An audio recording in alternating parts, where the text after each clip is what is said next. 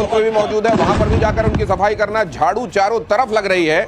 उधर हूतियों को भी साफ किया जा रहा है और ये सफाई अभियान इजराइल कह रहा है कि हम लगातार जारी रखेंगे। देखिए जरा इस समय कितनी भीषण तस्वीरें हैं, कितने बड़े इलाके को दक्षिणी लेबनान में ये टारगेट किया गया है। देखिए जरा ये पूरा का पूरा यहाँ पर ये इमारत आपको दिखाई दे रही है और कुछ ही देर में यहाँ केवल धुआं दिखाई देता है और यहाँ पर जो था वो इतिहास हो जाता है। कमोडोर बहल लेकिन ये दोनों तरह की बातें हो रही हैं। जिस तरीके के एग्रेशन के साथ और संकल्प के साथ इजराइल जा रहा है, अब उसकी मुसीबतें बीते दिनों की बात होने वाली हैं। लेकिन दूसरा इसमें व्यू पॉइंट ये है कि ये मुसीबतें ऐसी हैं जिसमें एक इकोसिस्टम, जिसमें पैसे का एक इकोसिस्टम बना हुआ है, जुड़ा हुआ है और ये खत्म नहीं होने वाला है। बिल्कुल सही कह रहे हैं आप। 5 देशों पे उन्होंने हमला किया, तुनीसिया से लेकर आप देखिए यमन, और साथ में उन्होंने कतर को भी अटैक कर दिया और लेबनान को अटैक किया, सीरिया को अटैक किया। ये 5 देशों को उन्होंने अटैक किया। और जैसे हम उस दिन मजाक में बोल रहे थे कि एक दिन लगता है इनको हूती यहाँ पे हैं, उधर वो सुबह एड आता है ग्लोब लेके और कहते हैं कि अच्छा ये यहाँ पे भी बचा हुआ है, ठोको वहां पे।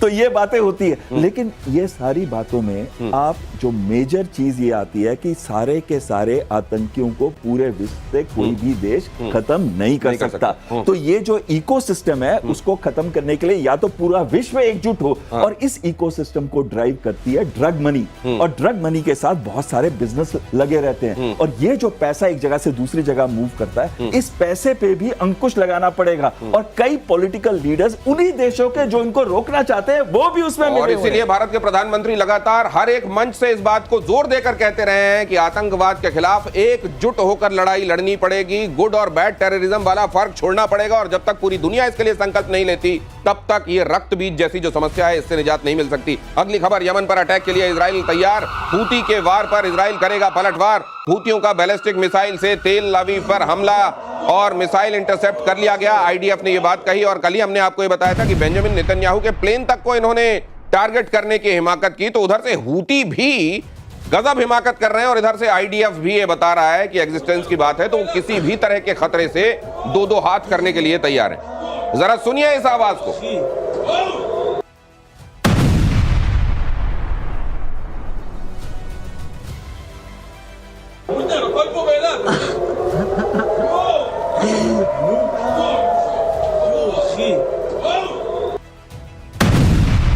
एक भीषण धमाके की आवाज आती है, लेकिन उससे पहले अगर आपने देखा हो तो पीछे से किसी कहकहे की भी आवाज आती है जो शायद कोई महिला स्वर है और वो उस दौरान हंसने का कहां पर उनको कारण नजर आ रहा है मुझे तो समझ में नहीं आता, लेकिन सर वो आवाज भी आई हमको। ये कहीं उधर का था, यमन का था कि जी जी जी जी देखिए यमन के अंदर में अब आपने कल ही बताया था कि हुदैदा में हो रहा है, सना में हुआ। सना में तो उनके prime minister along with the complete top leadership has gone finished. मगर जो उन्होंने किया था उसमें कई टॉप लीडरशिप अगर चली गई है तो इनको फिर कौन इस तरीके से कमांड कर रहा है, कौन इनको टास्क दे रहा है, कौन इनको गवर्न कर रहा है? फिर पूरा हमास का टॉप लीडरशिप तो खत्म हो गया ऊपर से लेके नीचे तक।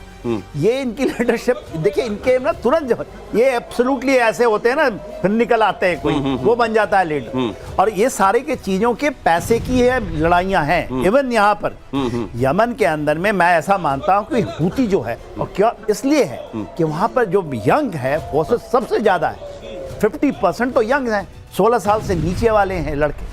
तो उनको तो किसी ने बताया चलो चलो चलो चलो चलो हथियार उठाओ, घोड़े उठाते हैं, क्योंकि यमन ऐसा देश है सबको चौंकाया, पूरे विश्व को चौंकाया है। अमेरिका ऐसा देश को B2 बॉम्बर से वहां किया है, मगर वो नहीं माने। अभी भी देखिए ईरान नहीं कर रहा, हिजबुल्लाह नहीं कर रहा, हमास का हालत बुरा, ये तो किए जा रहे हैं ना। तो ये बड़ा आसान नहीं है, लेकिन फिर इजराइल उसी का नाम है। वो आसान हो या मुश्किल, चैलेंजेस अगर सामने निपटाता है, अगर खतरा है उनकी सुरक्षा के लिए। और रूस के युद्धाभ्यास से टेंशन में नेटो देश। अगली खबर ये कि 1 लाख सैनिकों के साथ रूस बेलारूस का युद्धाभ्यास चल रहा है। ज़ैपैड युद्धाभ्यास से पोलैंड हुआ सुपर अलर्ट। नेटो के बॉर्डर के करीब रूस ने खोला ये मोर्चा ज़ैपैड। युद्धाभ्यास में रूस ने निकाला परमाणु जखीरा। ज़ैपैड से पूरे यूरोप को और अपने दुश्मनों को एक बड़ा संदेश दे रहा है रशिया, और उसके साथ कदम ताल कर रहा है बेलारूस भी। कमोडोर बहल ये पिछले कुछ दिनों से लगातार ज़ैपैड के बारे में हम खबरें भी दे रहे हैं और ये भी बता रहे हैं कि ये किस तरीके की मसल फ्लेक्सिंग है, किसके लिए क्या क्या संदेश हैं। आपने क्या क्या अंडरलाइन किया? देखिए, इसमें ज़ैपैड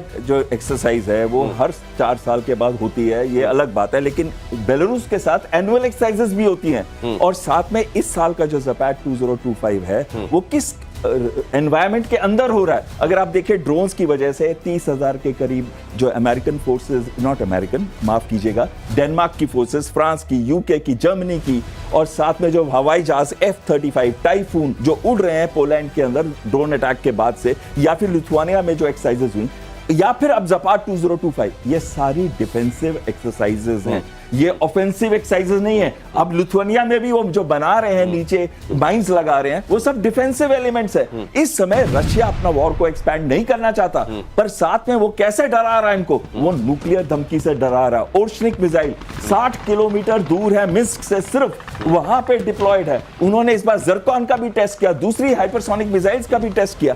वो ये दिखाना चाहते हैं कि अगर नो फ्लाई जोन को किया गया यूक्रेन के अंदर, या फिर कोई ऐसी हिमाकत की गई जिससे तो रशिया के अस्तित्व पे है, तो हम भी तैयार हैं। ये दो तरह के थप्पड़ होते हैं, एक तो मारने वाले और दूसरे वो जो दिखाने से, मारने से ज्यादा असर होता है। ये दिखाने वाले भी बड़े महत्वपूर्ण होते हैं। पुतिन जानते हैं, और ब्रिटेन दौरे के वक्त ट्रंप ने खोला पुतिन के खिलाफ मोर्चा। रूसी राष्ट्रपति पुतिन पर डोनाल्ड ट्रंप ने निकाली भड़ास। ट्रंप बोले पुतिन ने मेरा भरोसा तोड़ा, रूस के खिलाफ बहुत सख्त रुख अपनाएगा अमेरिका। ट्रंप ने यूक्रेन युद्ध को लेकर पुतिन पर जताई नाराजगी। शांति प्रयासों को लेकर पुतिन ने अमेरिका को निराश किया, कहा ट्रंप ने।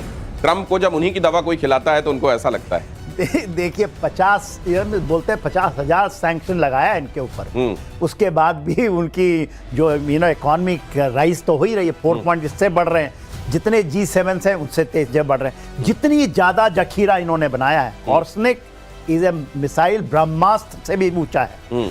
ऑर्सनिक की जो इन्होंने टेस्टिंग की है, एक तो दिखाया था निप्रो के ऊपर में डाल करके, जो 6 मिसाइलें एक साथ जाती हैं, और मात्र आप 15 मिनट में फ्रांस को मारिएगा, उसकी राजधानी को, और 19 मिनट में आप मारिएगा लंदन को।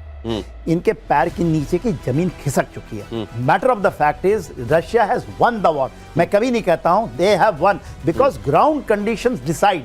ये चीजें उड़ेंगी, ड्रोन श्रोन, ये सब the things decides boots on ground. क्या आपने क्या पकड़ा है, और उन्होंने they have one the war. ठीक, एक चीज बहुत जल्दी से बोलूंगा, जेलेंस्की बिल्कुल वक्त नहीं, और अगली खबर भी आखिरी चीज बोलूंगा इस पे, वो एक है कि कोई नहीं चाहता जो वॉर है उसका स्कोप बढ़े, पर यूरोप चाहता है कि लास्ट यूक्रेनियन तक लड़े जैसे ब्रिटेन चाहता था। सिर्फ एक ही आदमी है जो चाहता है कि पूरा का पूरा विश्व इसमें झुक जाए, वो है जेलेंस्की। इसीलिए अमेरिका को आर्म्स देने नहीं चाहिए जो वो $500 मिलियन के दे। और अगली खबर यह है कि रूस के खिलाफ नेटो सेना एक्टिव हो गई है। रूस के खिलाफ पोलैंड ने मोर्चा खोल दिया है। पोलैंड ने यूक्रेन को नो फ्लाई जोन बनाने की वकालत की है। पोलैंड और रोमानिया में रूसी ड्रोन की घुसपैठ से तनाव बढ़ा। रूस के एक्शन के जवाब में रोमानिया ने तैनात किया F-16। रूसी राष्ट्रपति पुतिन को नेटो की सीधी चेतावनी। पुतिन के करीबी दिमित्री मेदवेदेव ने ओपन वार्निंग दी। रूसी ड्रोन पर नेटो का अटैक रूस के खिलाफ युद्ध माना जाएगा। अब अगर आप इस समय जबकि युद्ध चल रहा है, आप जाके यूक्रेन के ऊपर नो फ्लाई जोन बनाएंगे, और तो फिर तो आप एक तरीके से पुतिन को दावत दे रहे हैं, आइए हमारे साथ फिर। ये कभी नहीं होगा, ये जवां खर्च है, केवल जवानी खर्च करते हैं ये। देखिए 3.5 साल हो गया, हिम्मत तो नहीं हुई आज तक बनाने की। आज आप कैसे बना लीजिएगा, जबकि he is strong in air, he is strong in air power, military power, ground power, even navy के ऊपर में इतना स्ट्रॉन्ग हो चुका है। ये देखिए कहना आसान है, पोलैंड को भी ऐसा लग रहा है कि कहीं कर देने, मेरे अनुसार वो करेंगे नहीं, मगर कहीं कर दिया है। मुझे सर इसमें पोलैंड रोमानिया अपना दिमाग लगा रहे होंगे, या अमेरिका बता रहा होगा इनको क्या बोलना है और क्या करना है? नहीं, उसका तो उनके नीचे तो उनके ऊपर है ना, पहला तो उन्हीं को लेना पड़ेगा ना। यदि मान लीजिए पुतिन का कोई ठिकाना नहीं, पुतिन के दिमाग में वैसे ऐसे में क्या होता होगा सर? नेटो से आप संबद्ध हैं, आप यूरोप की ऐसी कंट्री है जो नेटो में है, अमेरिका आपका एक तरीके से मालिक है, आप उसको नमस्ते करके पूछ के सब करते हैं, तो ऐसे में जब आप सीधे सीधे कहीं पे फायर में आने लगते होंगे, आप पूछते होंगे, अपना देखते होंगे पहले? नहीं, आप अपना भी देखते हैं और पूछते भी।